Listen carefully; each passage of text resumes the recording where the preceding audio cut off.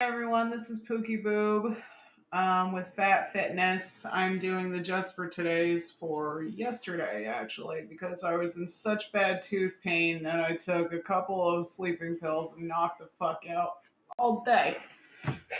And it was wonderful because that teeth pain, because I don't know if you've had teeth pain, but teeth pain is no fucking joke, man. No fucking joke. It is not okay.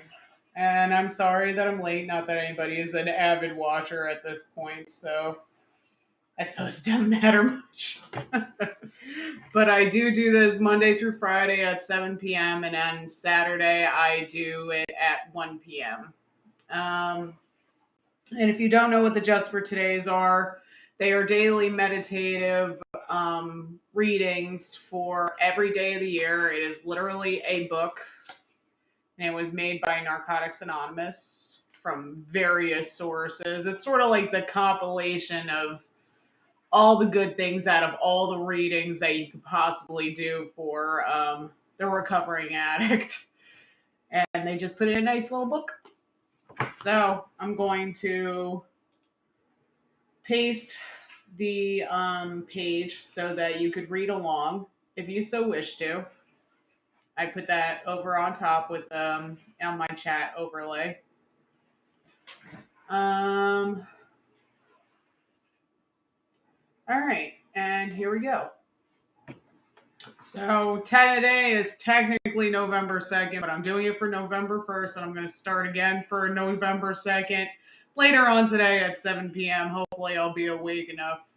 Clearly, I just took a shower. My house is a fucking total wreck of a place.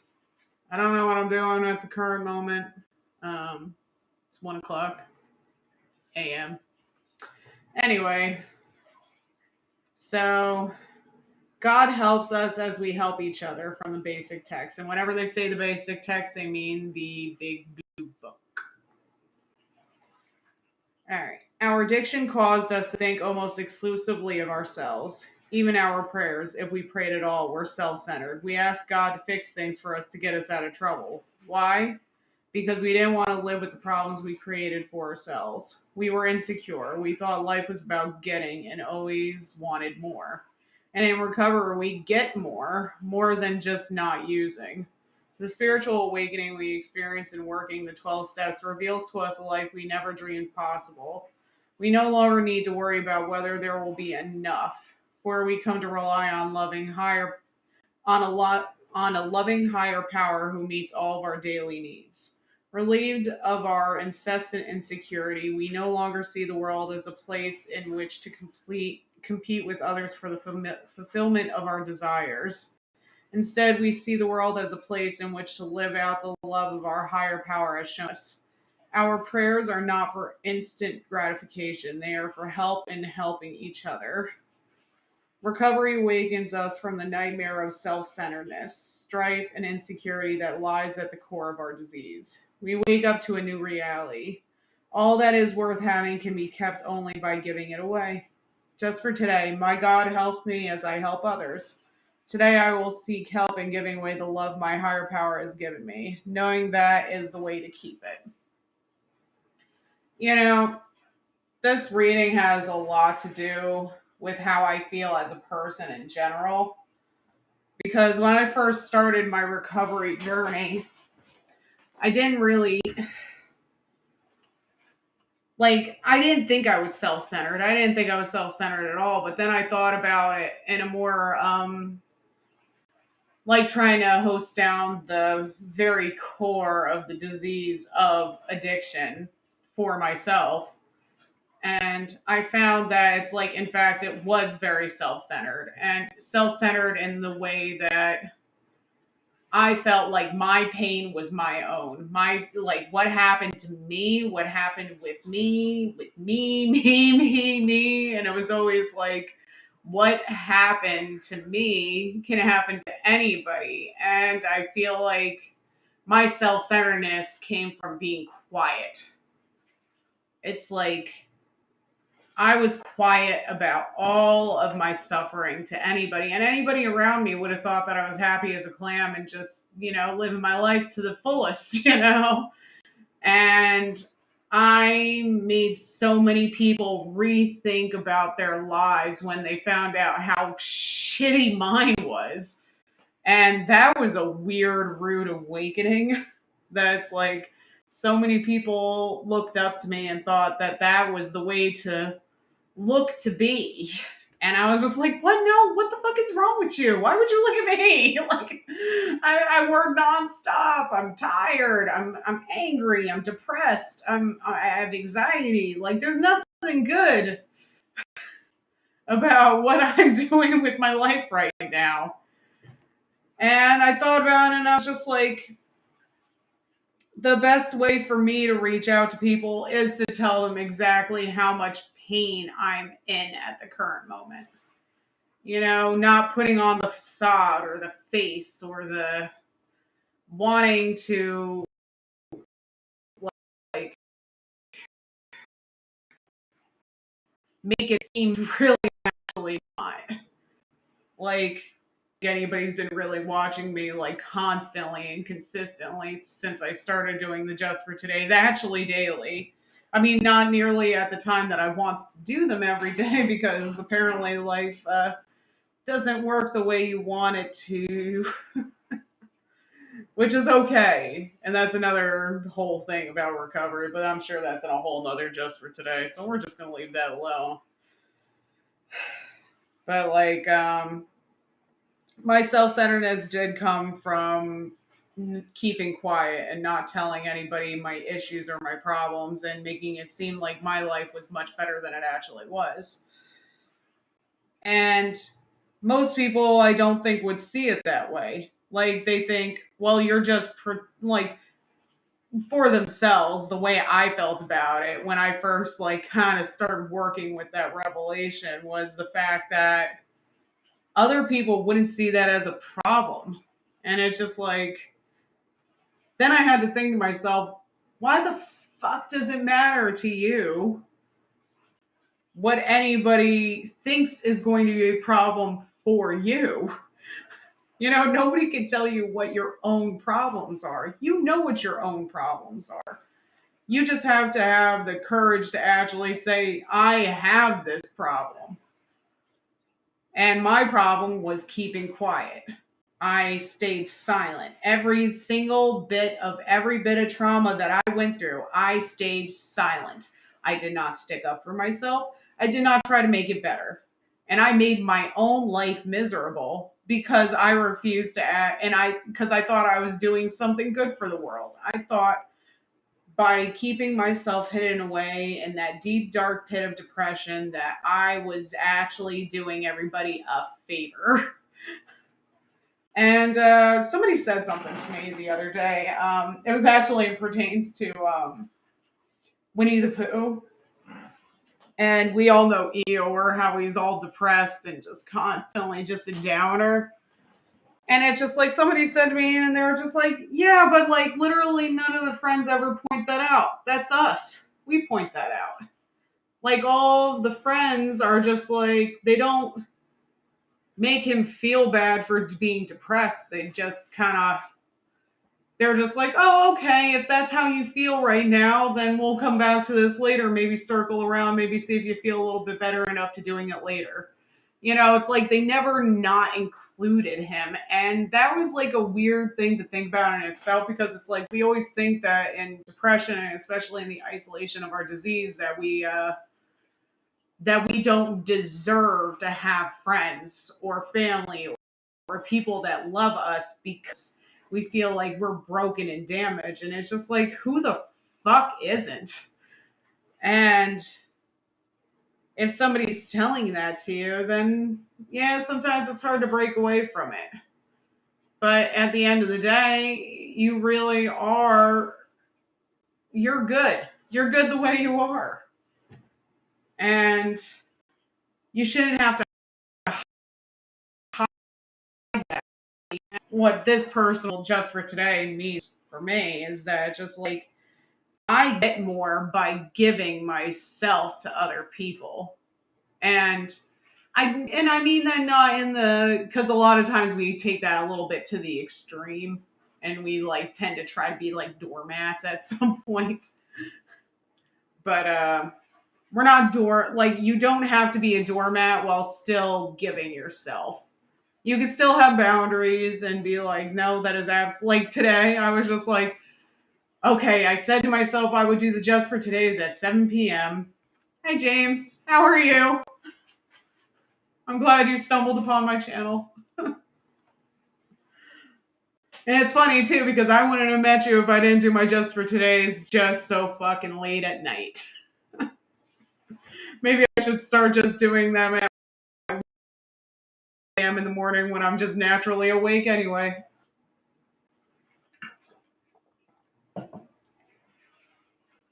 But yeah, like today I set a boundary for myself that I would not come onto my channel until my teeth felt better because regardless of how much pain, I want to show the world that it's not easy to just live with your recovery while you're going through actual things like how easy it is to go back to your form of addiction, your drug of choice. Not on this one. I'm not doing yoga for this particular one. This is the just for today. These are daily readings for the recovering addict. And it's sort of like a meditation of sorts of reading these things and then contemplating them based on your life. And I mean, it is for an addict, but I think they're just good things in general to just do in general. Like, I think that these are good things to read. Like, I put in the chat overlay the actual link to these daily meditations. It's actually a book called Just for Today. And it's basically saying, like, just for today, think about these things. And it's sort of like a good meditative thing to just kind of bring back onto yourself. And this one in general is talking about how talking to your higher power and giving more of yourself, actually you get more in return. Because that's kind of how the whole program works with the Just for Today's and recovery and AANA. They're like, if you give yourself to others and help other people out on their recovery journey, it keeps you also sober. And it's not even just other recovering addicts, but it's like everyone. You helping anybody. Yes, I do plan on doing yoga videos, but I'm kind of just at this point in time where I'm actually kind of just in a really bad, deep pit of depression. And I know doing the yoga videos would actually do wonders for my health. But I definitely plan on doing them. It's really hard for me because I'm trying to put myself out there, and it's just like I named my brand Fat Fitness because I wanted people to feel that it's okay to be fat and to also want to look into fitness because it's like it's not everybody's journey to start off, fucking fit already. And I'm still struggling with those feelings, but I'm thinking by next week I'll have at least one yoga video a week being put out. I think. Hopefully. I don't know. I can't keep myself accountable for shit.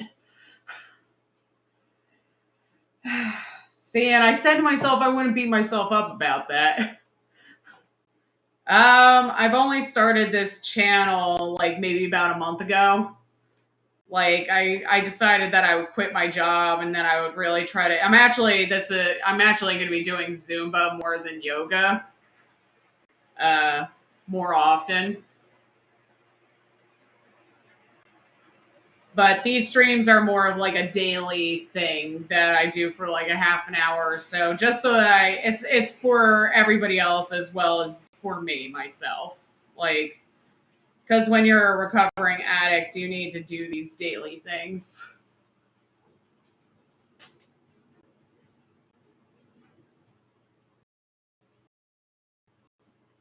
And I'm actually kind of a bad case of anxiety right now, which is great. But yeah, I had a teeth pain the last couple of days, and eventually I want to get this daily discussion to a point where it's less me just like kind of just blabbering on about my day and my journey and hearing more about other people's journeys. At least that's the hope for the channel anyway. I haven't had the channel long. I'm not good at technology.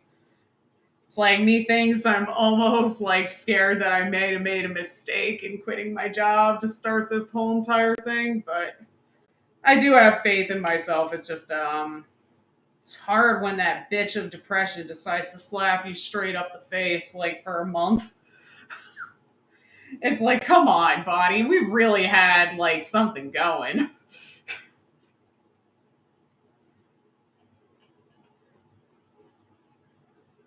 So,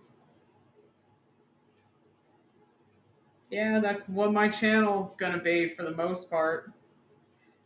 Eventually, I will do yoga.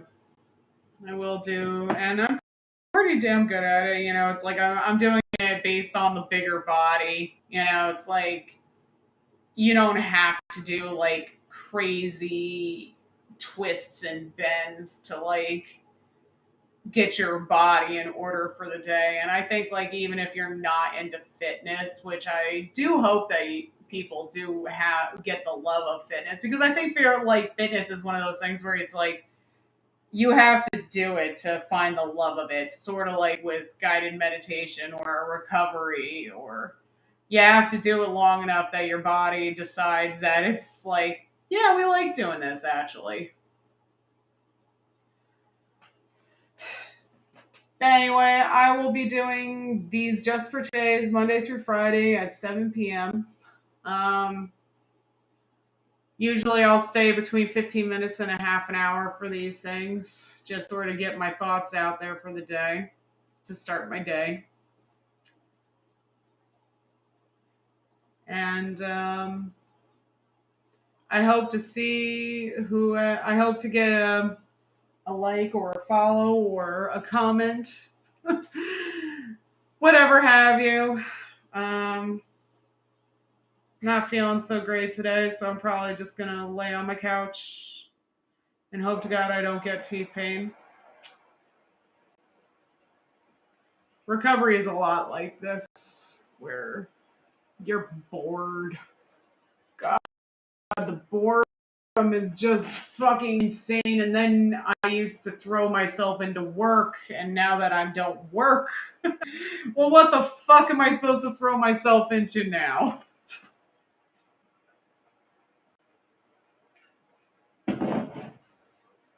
Which is supposed to be this, but I'm kind of not in a great place right now. So I hope everybody else is having a much better day than I am. I'm hoping that by the end of this week, my depression will decide that it will let me have some reprieve so I can get work done. That would be wonderful. I do not feel comfortable on camera yet. I'm feeling much more comfortable than when I started, though, because I'm actually kind of camera shy, and it's just like I kind of go on all nitty gritty and gross looking. You know, it's like clearly I just took a shower and I just did not do my hair or nothing, because it's like I kind of just don't want people to get the image of, you know, that always put together image for something so serious as recovery. You know, it's like I've only been, well, not only, there's no only. Every minute, every second counts. But like, I personally don't like to keep track of the days and the months and all that, because I feel like it hurts me 10 times more when I fuck up, when I know how long I've been sober for. Like I'm guesstimating somewhere around 7 or 8 months since I had my last drink. But you know, that could change at any point in time. I could always have a moment where I just have that crazed fuck it moment. And I want to be able to start my sobriety the next day without myself getting in the way of that. So I just leave the number alone. Because last time was like that. I drank for like 2 days, and before that I had been sober for a couple months before that, and so on and so forth.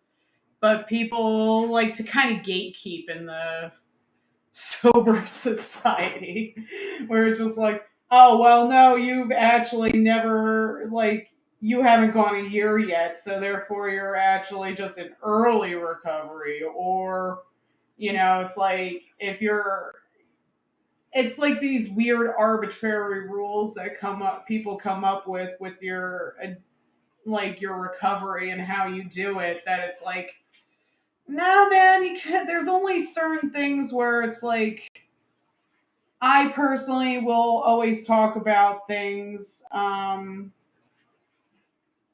in the sense that this works for me, but it's not going to work for everybody.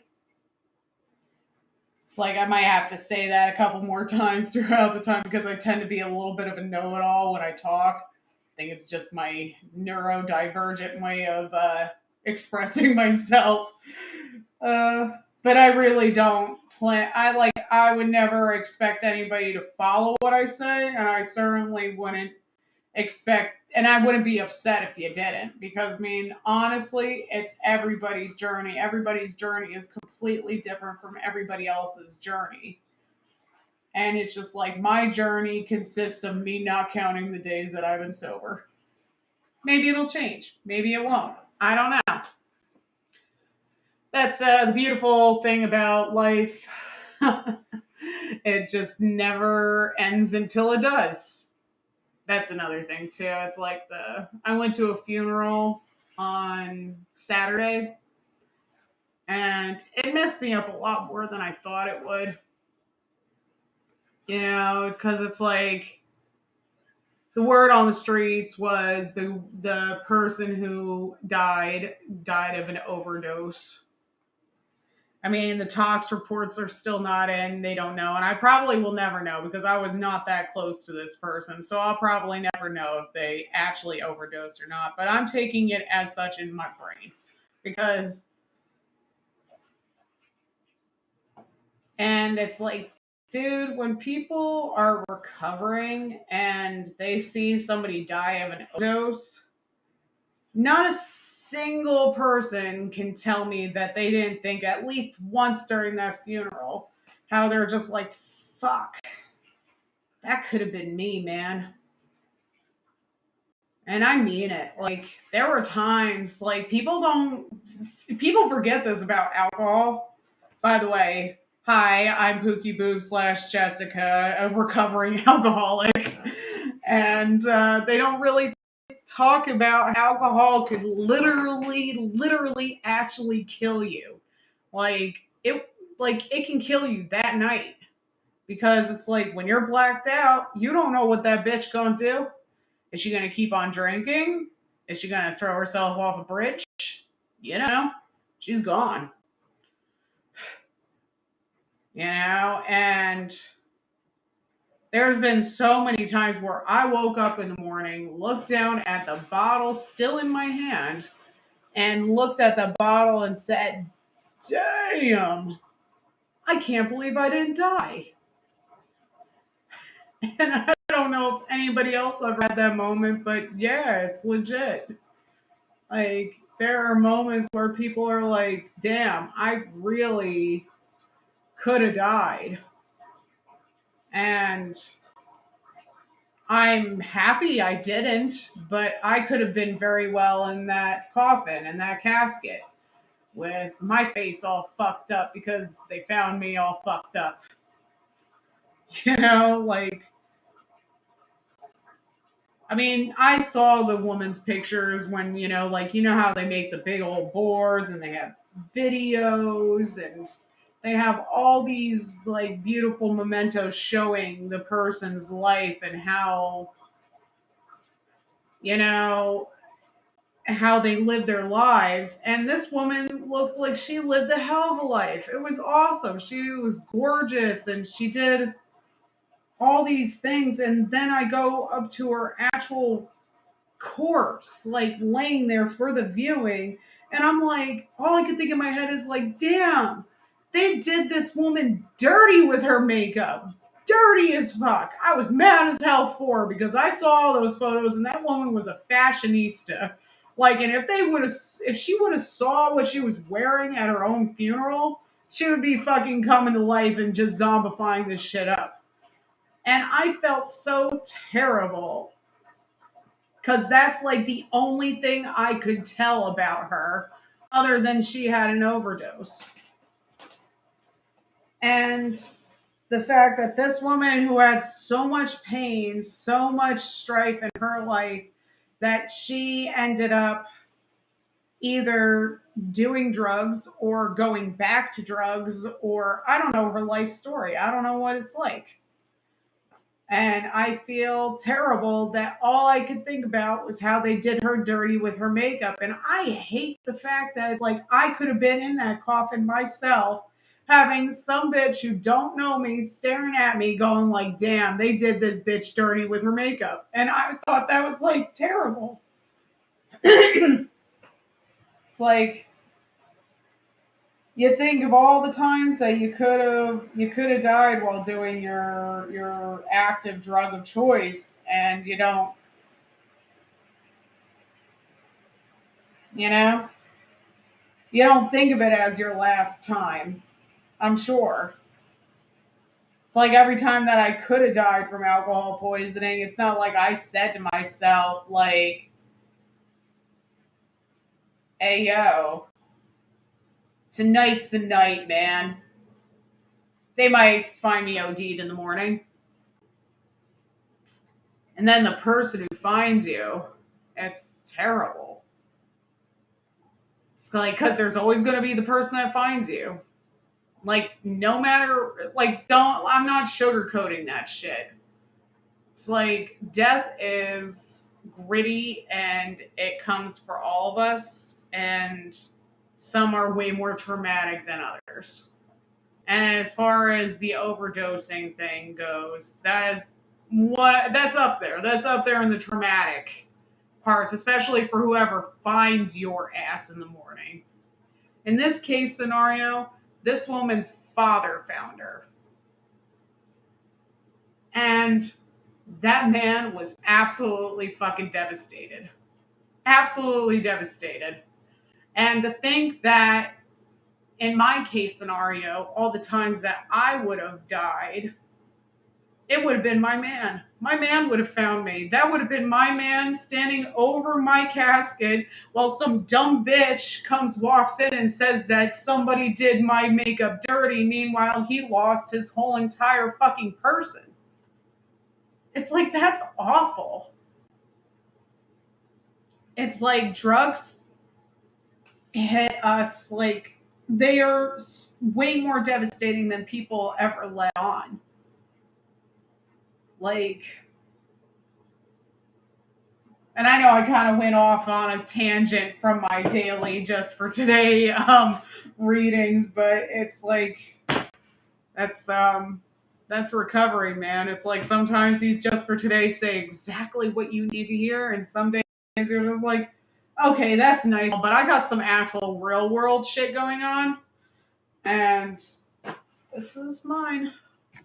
It's like I went to a funeral and I didn't really know her. She was part of, person's family. And I just hope, upon hope, that there actually is like, a heaven of some sort, because that would be nice. That would be very nice, actually. Like, every time I go to a funeral, I think that actually. It's like, I hope there is a heaven that they can end up in, because if this was the sum of their life, it sucks that that's the sum of their lives. Just all broken down into 4 hours of just chilling in this funeral home where the fucking funeral director is fucking weird. The chairs are uncomfortable. It has musk. And these fucking tacky ass flower decorations. I hate funerals, man. Just in general. Like, they just, ugh. It's like if I could go to the point where it's just like, boom, I'm like in the ground or in the urn. But then again, there is a psychologicalness to the whole entire funeral thing where it's like it actually makes people feel better to see you and all that junk. So I can't knock it that hard. There is a reason why humans do shit the way they do. It's not my fault I'm neurodivergent. I think of everything fucking weird. Anyway, it was nice speaking to all of you that were listening. I hope to get a I hope to see you again. I will be back here at 7 p.m. today to talk about November 2nd's just for today, as I just did November 1st. Thank you guys. I hope you have a beautiful day.